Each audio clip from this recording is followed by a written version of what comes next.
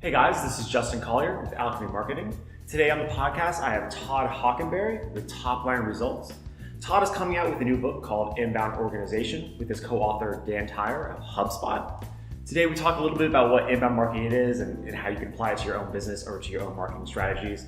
And as always, I'm gonna have links to the actual book in the description, more information on how to reach Todd if you'd like to, and enjoy the podcast. Thanks. All right, so I guess here we are. I guess we'll just get started.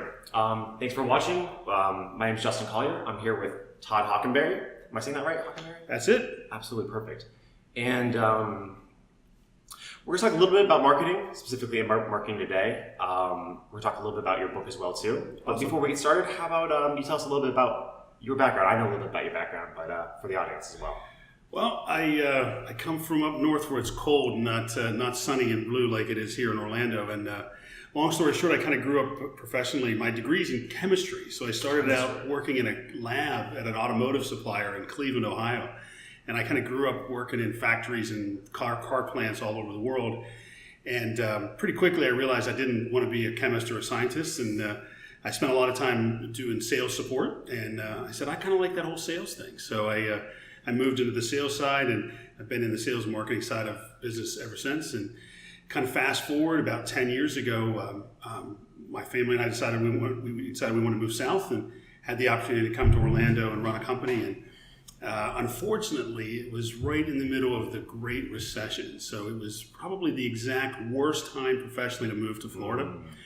But what was great is that opportunity completely fell apart, which was actually a great thing, because what it allowed me to do was start Top Line Results.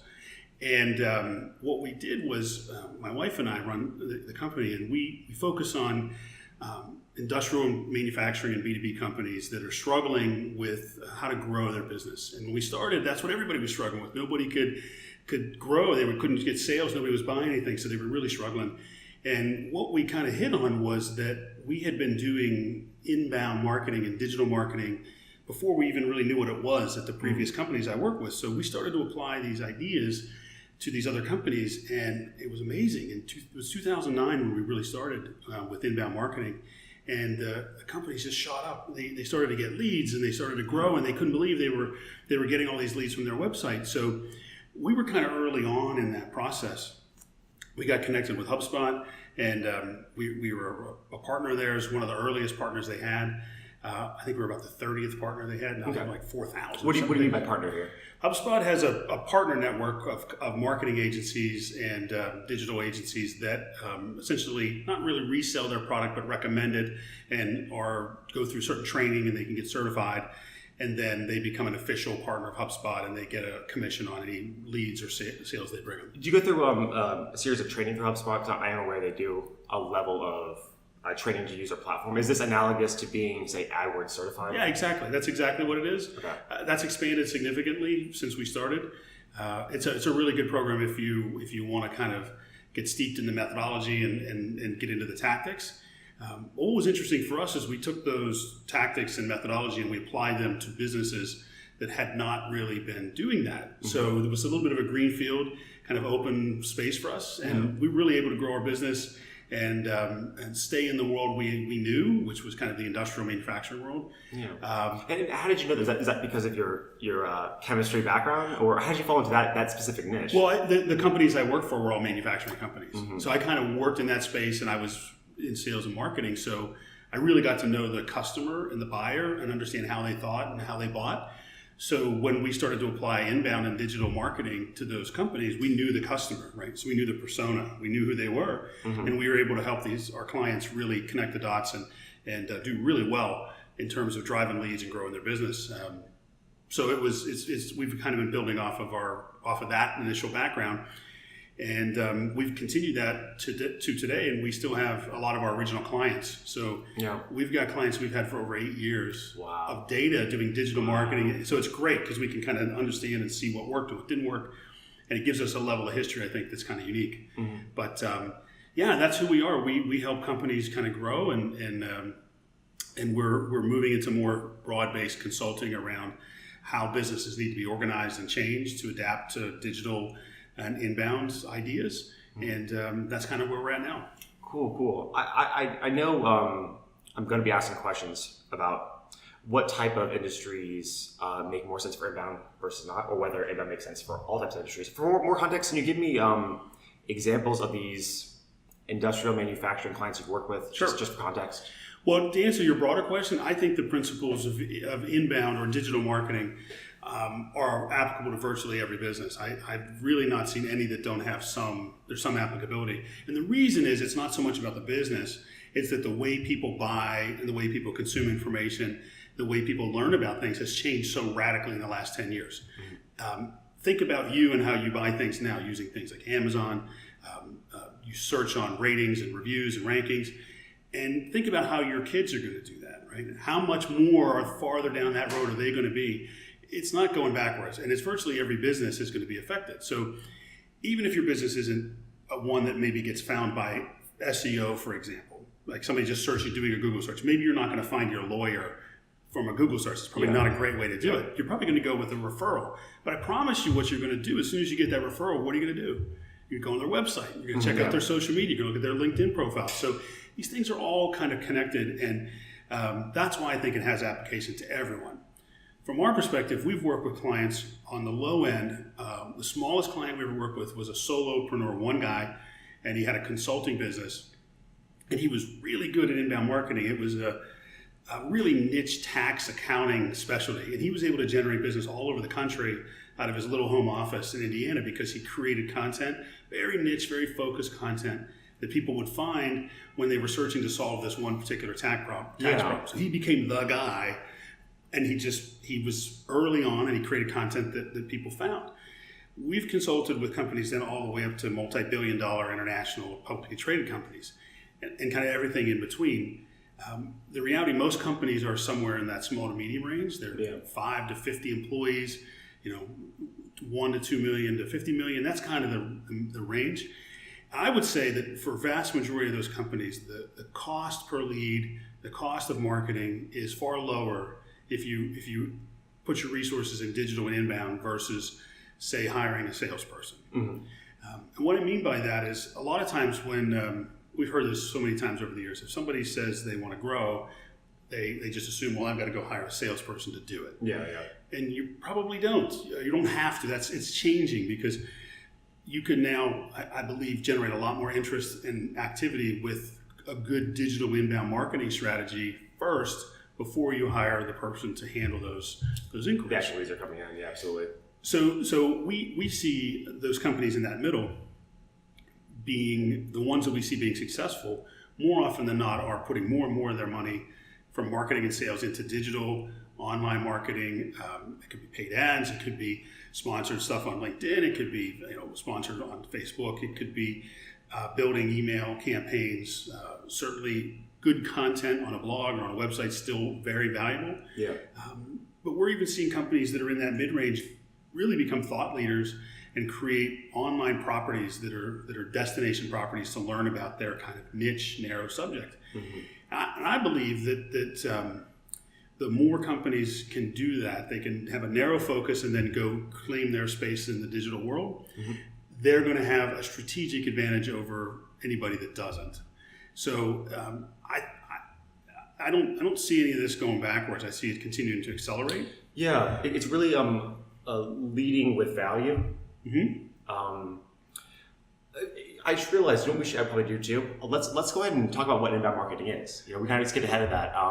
Now that we maybe sold the audience on inbound marketing. Well, how would you even define inbound marketing? What does that mean? That's a great question. Inbound marketing is essentially started 10 years ago, and it was defined by the folks at HubSpot. They wrote a book, and it was a couple other consultants and PR people. David Meerman Scott was another one who was very instrumental in kind of defining this. And the idea is that because people use the internet to understand and research more and more, that instead of being outbound or interruptive by cold calling or advertising or billboards or whatever is kind of traditional marketing, that people didn't want to consume that marketing anymore, but they did want to find helpful information when they wanted to find it. So the idea behind inbound was to create attractive marketing that people actually wanted to consume. People sought out and looked for. And so the idea is to create this kind of magnet that attracts people to you through your marketing. Obviously, a lot of that was content, blog posts, articles, ebooks, videos. I mean, you name whatever types of content. But the idea is to create the kind of content that's helpful first, and then as you educate somebody along the buyer journey, then you can get the chance to have a hearing about your products, or they're going to ask you about your services, as opposed to the other way around, where people were trying to push their products or push their services. Yeah. This is more of a pull, right? Where the buyer and the searcher was pulling people to them. So it really flipped the whole equation on its head. Yeah. And that trend is continuing to accelerate. And I would say that inbound is now something that's even broader than just marketing. It's been expanded to include sales. There's certain sales techniques and certain sales ideas that are different if you think about them from an inbound perspective, and even on the service end after the sale. Our contention is that the ideas behind inbound have to animate everything everybody does in every company. We think it's that big. Yeah. Because if your buyers have changed and they have certain expectations of you about how they want to talk to you and communicate with you, if everyone in your organization isn't aligned with that, then you will lose that customer at some point in that journey. You may do a great job in marketing and maybe you do a great job in sales, but if your service people aren't aligned with that and still think old school, interruptive, then you're going to lose them. So everybody needs to, in the company, and every part of the process needs to be impacted by inbound. I have a question about that, actually. So when I think of inbound marketing, I think originally I thought in terms of SEO, organic listing, someone being aware of their pain and maybe actively searching for a solution. How often do you think about inbound marketing as terms of maybe having valuable content but using paid mediums to get there? Sure. That starts to straddle the line a little bit, but the reality is that paid mediums, you can do paid ads and paid advertising. You can even do print advertising with an inbound approach. Right? So I'll just give you an example. We would run an ad, and I still see people do the ads like this, and I'm sure you do too. They want to do a Google ad. They want to get leads right now, right? So they set up a campaign and they run an ad. And what is the ad? It's about the product. It's about buy this. And then when they click the ad, where do they go? They go to the homepage or something like that. Yeah. That's barely above a billboard or television commercial in terms of interruption. Yeah. But what if you created an ad that said, we know this problem, use a problem statement saying, okay, do you need to solve this problem? And then when they go to the landing page, when they click through, they don't go to the home page, but they go to a page specifically talking about how they can get information to solve that problem. And then maybe there's a conversion form there where you can download our webinar or download our white paper or ebook or our checklist or our guide or use our calculator to help you figure out how big a problem it is. That's a whole different dynamic, right? That's a helpful, value first inbound approach to paid ads. So we've even seen it with print. I have a client we did this with in very industrial equipment, and we created some print ads, and we said, instead of here's a machine, check out how pretty it is, and we had a little picture of it, but we focused on, we know you struggle with these calculations, right? So we created a calculator, essentially. It was a really complex spreadsheet, essentially. That was the ad. The ad was like, go to the website, check out this free calculator. You can download it for free. And it was a helpful ad. So that's more of an inbound way to do a traditional outbound interruptive kind of thing. Perfect. So I've got this idea that there might be small and medium-sized business owners who worry that inbound marketing is giving away the farm. They're just, I don't know what I can give away for free that doesn't cut to my own pocket. Do you run into that at all? Do you have clients that are reluctant to educate so much that they feel that they have nothing to sell afterwards? Well, the reality is most products and services are so close in quality and features because we have competition from all over the world. It's never been easier to start a business. There's tons of competition in virtually every space. So if you think your buyers aren't going to be able to find 20 different competitors by just Google searching, then I think you're missing the boat. They can find your competitors one way or the other.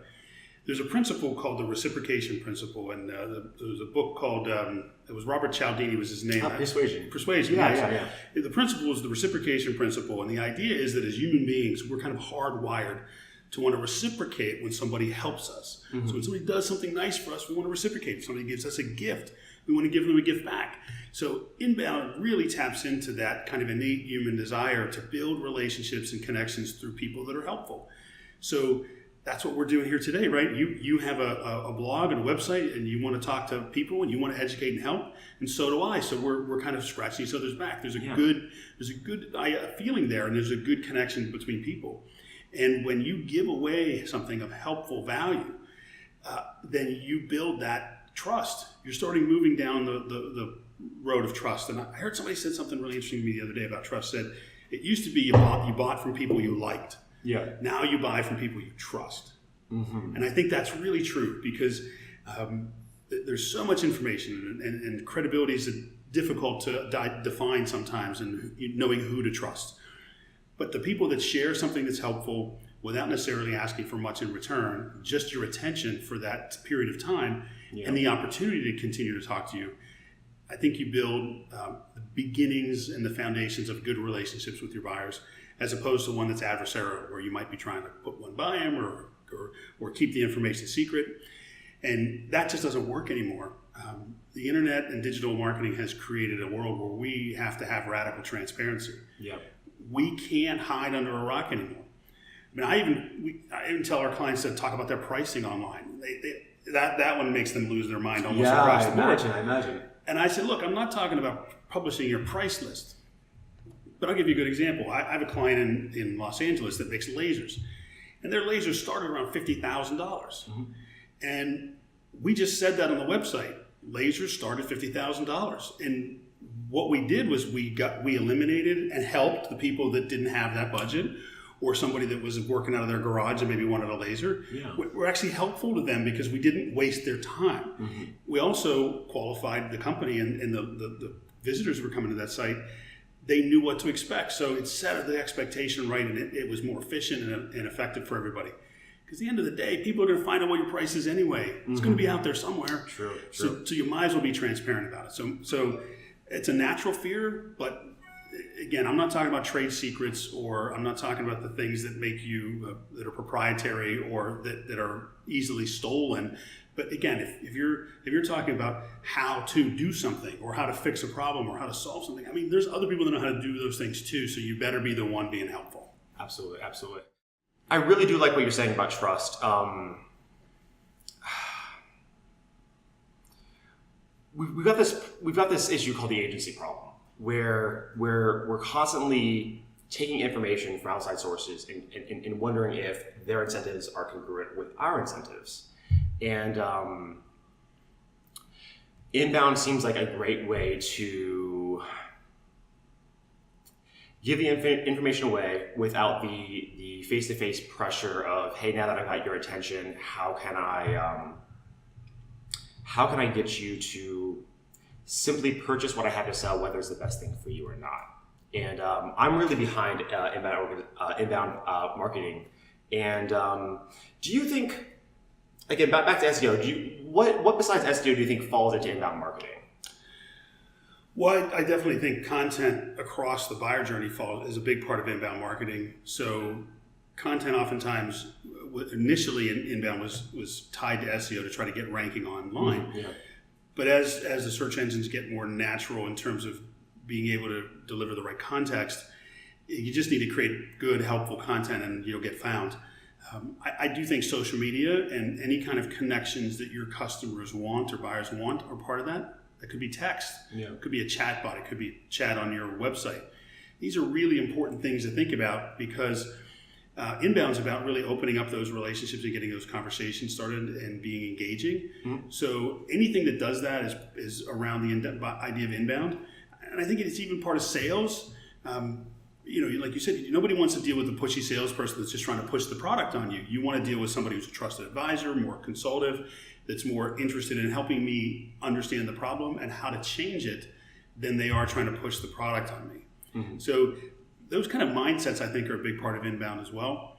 And we believe one big underserved area of inbound that will be changing as we move forward is service and after the sale. Mm-hmm. These same principles and ideas need to be applied to the interactions your customer service team have after the sale is made. And I imagine this is largely or partly for maybe repeat purchases, but also for them being advocates for your brand as well. Oh, yeah, absolutely, right. You want them to be loyal. You want them to share, refer, recommend, give you good reviews, good rankings, all that good stuff. So yes, absolutely, this is all tied together. And again, the reciprocation principle, if they're happy with what you've done and what you're doing, they will be very happy to do that for you. Yeah, so, absolutely. Again, from an inbound perspective, it's about a mindset first and tools and tactics second. Yeah. The tools and tactics are going to change, but the mindset of being helpful first and being there as an advocate for them and guiding them through the change process they need to go through to kind of solve their problem is really, again, this is the crux of inbound, because everybody I talk to about inbound, the one thing is this word help is what always comes back, right? And if I had to use one word to say that what inbound is, it would be that idea of helping.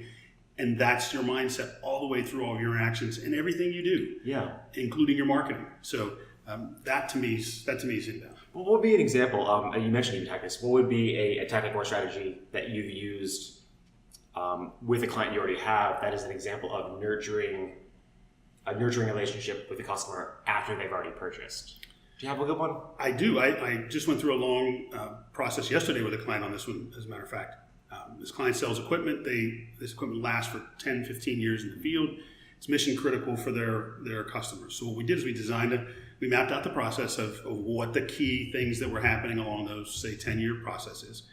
And we created guides, content, things like guides, checklists, things to look at, even with some videos where they can say, here's the equipment, look here, right? And you can follow a video, do these checks, right?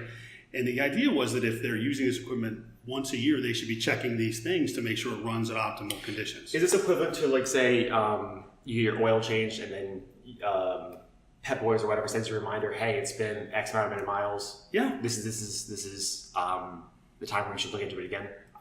I think that's helpful yes, it's exactly that same thing, but taken to a much deeper level. That's the same impulse, right? I think if Pep Boys is doing that, they're being helpful to me. Yeah. They're giving me a natural reminder, and I know they want me to come in and they want me to use their services. Yeah. But that's okay. They're helping me. They're helping me remember. Absolutely.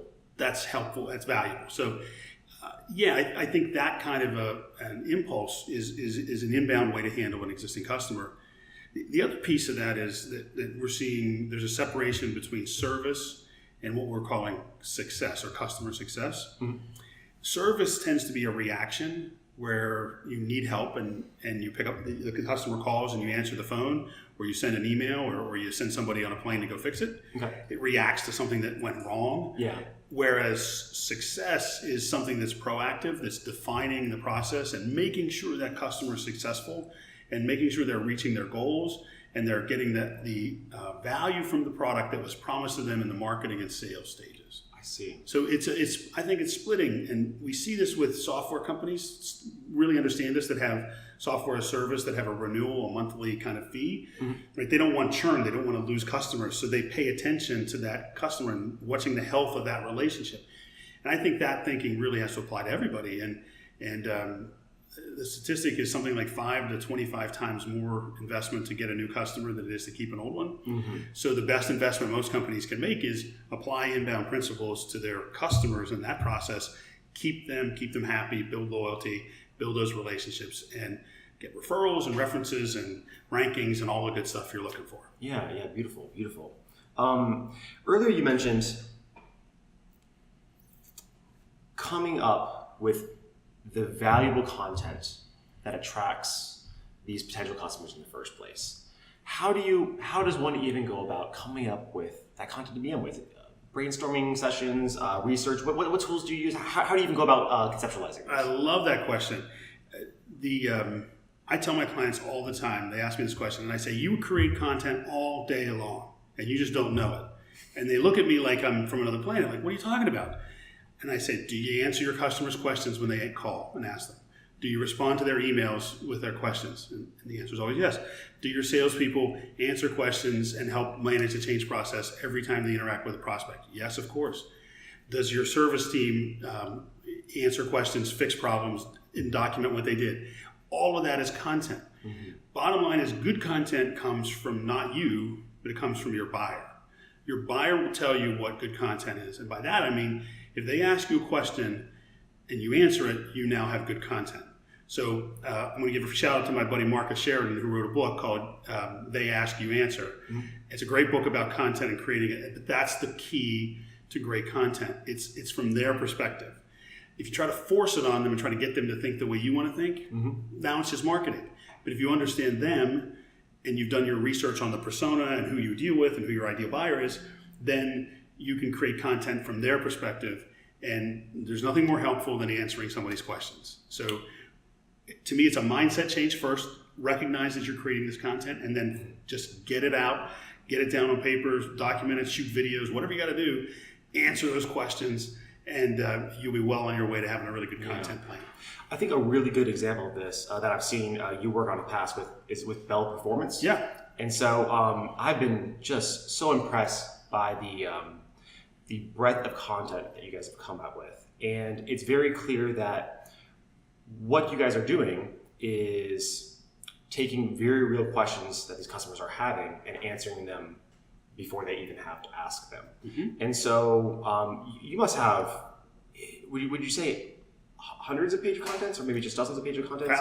Thousands. And then, so these ideas, are they, again, just back to how someone would start going about this inbound marketing phase. Is it a matter of, someone answering a phone call saying, hey, you know what? This guy had a specific question that I answered. Let me go ahead and write that down so we can write something later. Is that something you advise your customers to do? Exactly. That's exactly what you do. Ask your people that talk to customers all day long, whoever they are, to write down the questions that they hear most often. You can do the top 10. Pick your top 10 questions. Start there. Mm-hmm. Document those. Create content around them. Again, shoot a video. Write a little article. Write a white paper. It's not hard. If you're already answering the question anyway, right? You know how to do it, right? That's your expertise. Start there and then build on that. And I'm glad you brought up Bell. They're a great example. It's a relatively small company. Mm-hmm. They have a small team in terms of 2 or 3 people that are really creating content for us. They've grown amazingly in terms of their traffic and attention online because their questions get answered. They answer these questions and then they get picked up by Google featured snippets. We've got dozens and dozens of them. Yeah.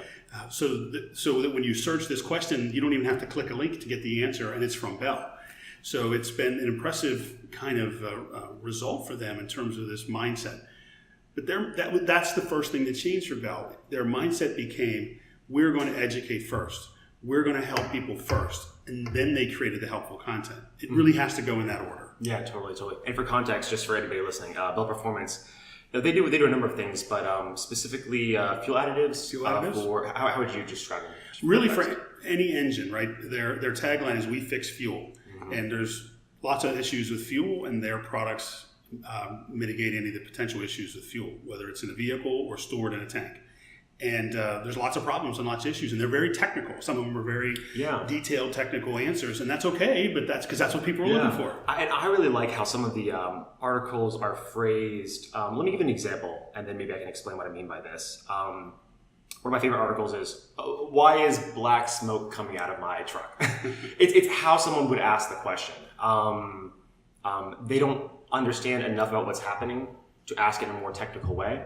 Does that make sense? No, that's exactly right. That's right. And framing the content that you produce and put on your website in a way that it matches how the user would search for it, I think is again another mindset that you need to have when focus on inbound marketing. That's beautiful. Right. That's a great example. And that post gets thousands of searches or thousands of visits every month. And it's actually diesel black smoke explained, I think, is the actual title. And the point is that if you wrote it from your perspective, if Bell wrote it from their perspective, it would be something like this: how to use a diesel fuel additive to eliminate smoke. Well, that nobody searches that. Exactly. They don't know they need a diesel fuel additive. They don't necessarily even know it's the fuel. They think it might be part of the engine problem or maybe the exhaust. Who knows? Mm-hmm. But what they do search is, why does my truck emit black smoke or something like that, right? It's always from their perspective. Yeah. And again, that goes back to that core thing about inbound, right? Everything's about starting outside and working in as opposed to working inside out. The way I sort of conceptually model this, how to approach communication with clients or customers is this, you can think overlapping circle, where the the small circle represents people who know exactly what their pain is, exactly what the solution is, and they're looking for it. I use this example: buy tennis shoes. The person, the Venn diagram, the circle right outside that might be someone just Googling tennis shoes, and someone outside that might be saying, my feet hurt. So that would be the equivalent of someone recognizing that black smoke is coming out of their diesel engine. What do I do about it? I really like conceptualizing where your target audience is in that cycle. Do you find that you have a lot of the people that are very qualified already? Are you targeting them with your inbound marketing, or are you really just sticking to the people whose feet hurt and don't really know? Yeah, you're getting into like the next level of inbound and SEO, but you're right. You want to have content that matches the buyer where they are. So, for example, in the black smoke example, people don't know what the solution to the problem is. Mm-hmm. But what if you've been around engines for years and you understand where black smoke comes from? So your question might be something like this: what's the best fuel additive? Mm-hmm. Or how do I get a fuel additive? Or how do I find this particular fuel additive? Or what's the price of this fuel additive? Or I want to see third-party independent validation of fuel additives, right? That's a more technical question, right? Yeah. So you need to do those things as well. As you grow and as you do more of this, that's where a more mature content marketing and inbound marketing team would go, is to delve into those. We've looked at it this way. We've often said there's the three levels there's really now there's 4 or 5 levels, but it's really you start with the product. Right? You can, you're going to have a product, right? That's going to be what you're going to try to sell. Then the next layer is going to be an application. It would be something like fuel additives for trucks. The next level outside of that would be kind of these questions and or solution things. How do I get the best diesel additive for my truck? And then beyond that, it might be more of a persona or personal kind of thing. It might be, how do I get my best diesel fuel additive for a garbage truck? Mm-hmm. It becomes much more detailed. So the key is to figure out where you want to get your traffic from and who has the most pain and who has the most interest. The answer sometimes is to go more of the product technical thing. Mm-hmm. And you're really going for a more narrow, specific target persona. I'm looking for fleet managers that run fleets with over 100 trucks, right? So they're not going to ask the same question a consumer would ask. Mm-hmm. So you just have to know your persona and who you want to go after, and then you can tailor your content and how you do your SEO to that. Perfect. Let's say you've been successful at creating an inbound strategy. You're now generating a decent amount of traffic to your website. You're educating people. People are really, really loving what you're putting out there. What do you recommend people keep in mind, or tips or tactics to getting those people from just being educated to actually purchasing the product? Is it a call to action, so to speak? Sure. The most important part of that is understanding their persona and their journey through the stages. The typical stage would be awareness. They don't know they have a problem. They're just learning. Then would be something like consideration, where they've now defined their problem and they're starting to look at the different alternative possible solutions. And then they're going to make a decision. Now they narrow it down to maybe 3 or 4 types of companies or 3 or 4 products. So the key is to know what the key triggers are in each of those stages. Mm-hmm. As the buyer is moving closer and closer to a sale or a purchase, that you're creating helpful content, resources that help them make those decisions. So whereas up front you might have a diesel black smoke explained general blog post to educate somebody that's moving to the next level to consider whether they want a fuel additive, you might have a research report that shows that fuels have X amount of problems and these are potential solutions. Mm-hmm. And then once they go past that, they might be comparing Bell's products to the 3 other most popular ones. It might be an ROI calculator on how you the cost benefit. It may be something like how to evaluate a supplier or an option. You may help somebody actually through the sales process. So you're tailoring your content to the persona and the person as they move through the process. That's the best way to do it, and that's what buyers want, right? You can't be helpful right at the beginning and then quit being helpful and just go right to the sale and try to get them to give you money. For sure. I've certainly had experience with clients who want to generate some of their own content. They think they're doing this thing called inbound marketing, but they're really just writing sales pages. Mm-hmm. Any recommendations to those people? How do you get someone off that mindset where they just feel like they have to be selling in every paragraph? My answer to that is pretty straightforward. Nobody really cares about you. Beautiful. Nobody really cares about your product. Mm-hmm. And if you think buyers do, then you're going to try to pitch them and sell them. They really don't care. You really need to make the customer, the client, the hero of the journey. Oh, very good. I like that language. That's exactly right. The story's about them. Mm-hmm. Right? Your job is to kind of help them, guide them, consult with them, advise them through the process. Yeah.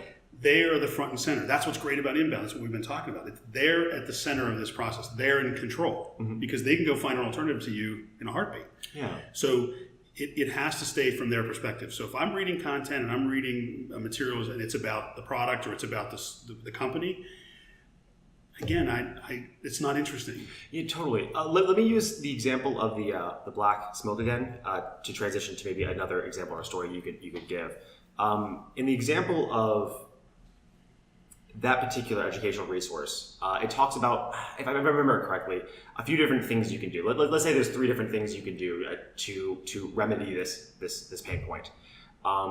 Within that content, it says of the 3, check out this product we have. It's a link that's just simply embedded within the content. There's nothing super pushy about it. Every single paragraph isn't forcing someone into that product. It's just, here's one of the viable solutions that we recommend you look into. It's tasteful in a way that feels like you're simply not being pushed or sold. What does that look like in another one of your clients?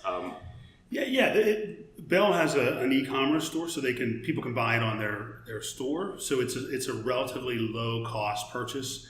So it's in a B2B sense. They have a B2B business as well. It's obviously higher dollars, but if it's more of a considered purchase that requires some time and decision, and maybe multiple people to make a decision, and maybe it's tens of thousands of dollars, then the key is to be connected and available. That your people are there when they need you, the way they need you, and the way they want to communicate with you, as well as you're creating content that they can take back with them to help tell your story when you're not there to the rest of the team that's going to be part of that decision. Mm-hmm. So again, the idea is to stay helpful and be helpful. And if you're a salesperson having, say, this kind of conversation, you're missing it. Say you send somebody they send you a request for a quote, you do the quote, and you send it to them, and 2 weeks go by and you don't hear from them.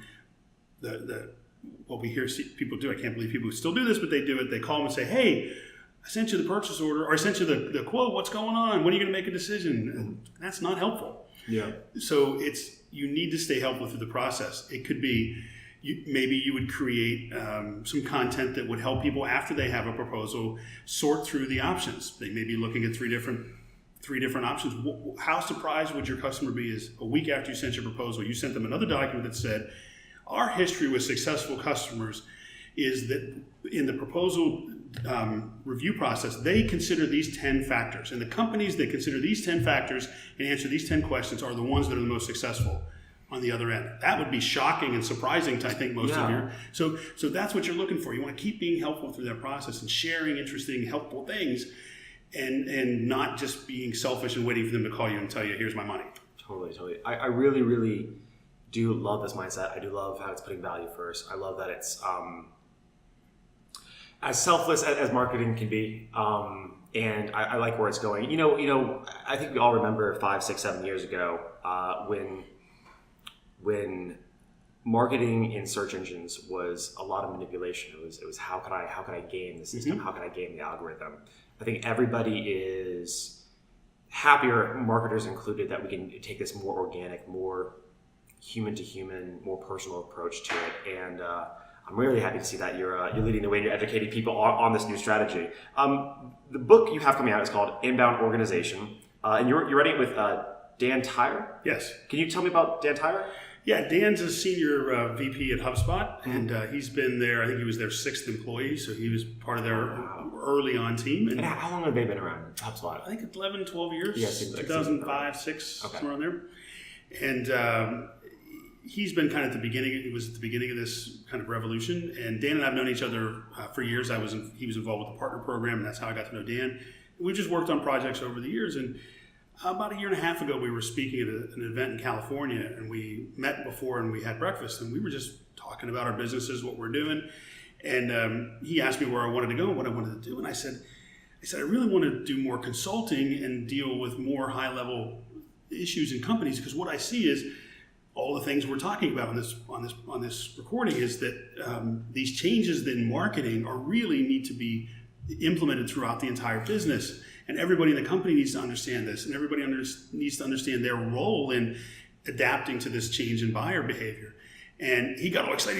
He said, I do a presentation called the Inbound Organization. And we're talking about the same thing. And so we both got kind of excited about it. And I said, well, I'm going to write a book.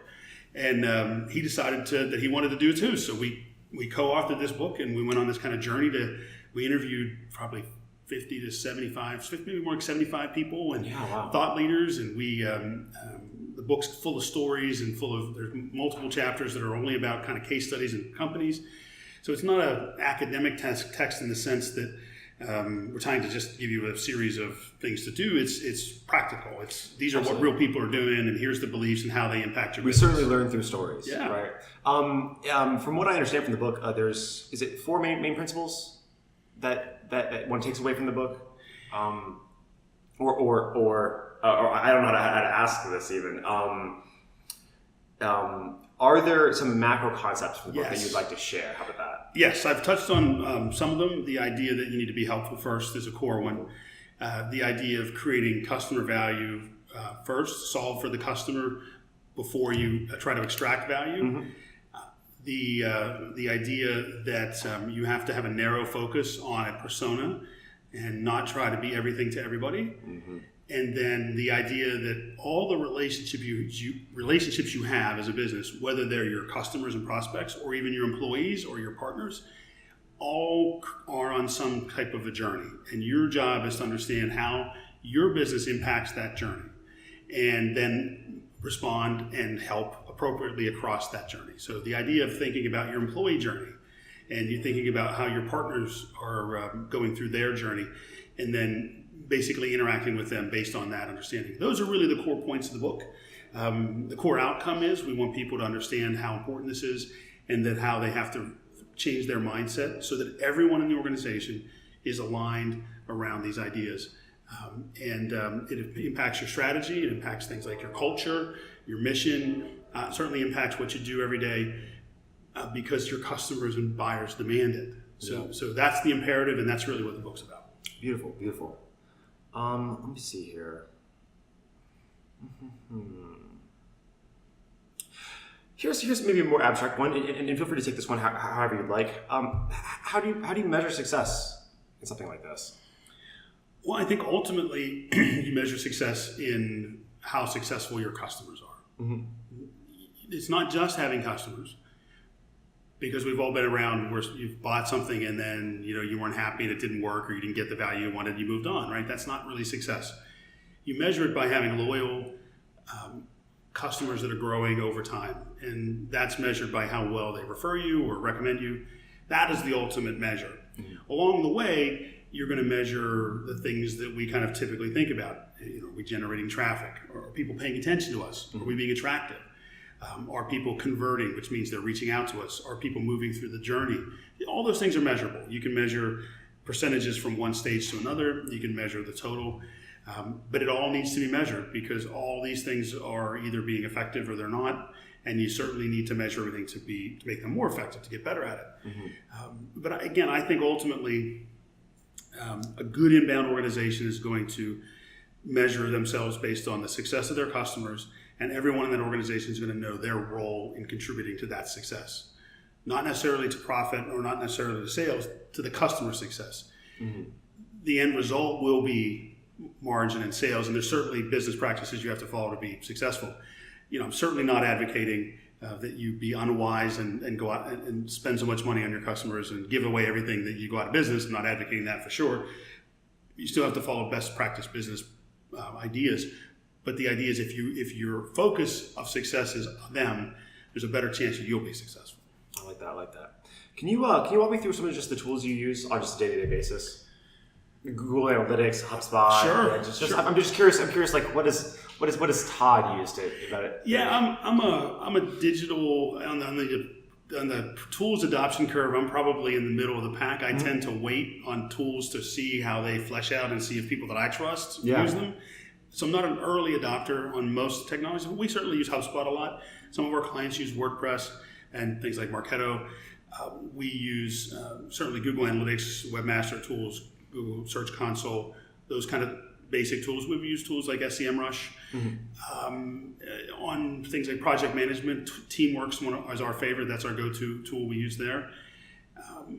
There are Google Docs and Google Shared Docs is a big one, Dropbox. Starting to use more some messaging apps. Certainly all the social media accounts, which actually for us and our clients tend to run through HubSpot. We will use things like Hootsuite for Twitter for some things there.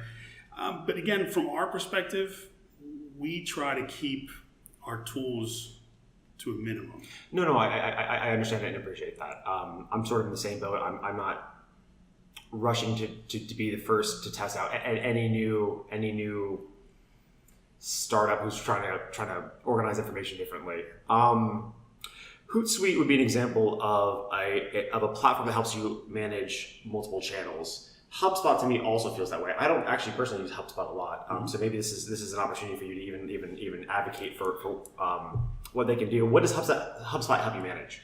Well, for us, for our website and our online marketing, it's the core. We host our website with it. We run our email campaigns through that. All of our social media is published and promoted through HubSpot. Workflow, which is really lead follow-ups, automated emails. Our blog is on HubSpot. So any kind of chat would be on HubSpot. Sign-ups for landing pages using forums, all on HubSpot. A lot of the analytics comes out of HubSpot. They've improved that significantly recently. And we can also integrate it with things like Google Ads or LinkedIn Ads. Yeah.